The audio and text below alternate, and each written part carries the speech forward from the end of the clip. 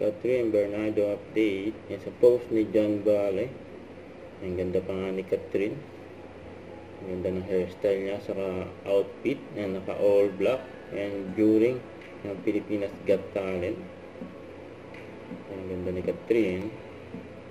At ito pa yung abangan. Something is coming. Yan, bukas yan.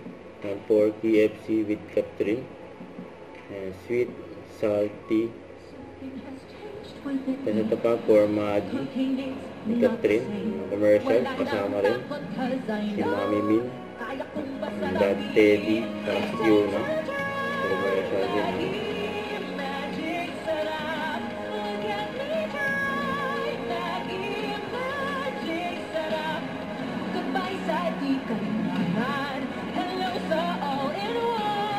With Maggi Magic Sarap, mas magical ang lutuin, kaya confident akong kakayanin.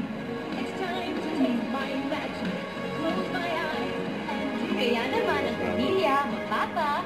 Mami Min, Daddy Teddy, tapos Yuna. Susarap! Sa commercial, yun know. Maggi Magic Sarap.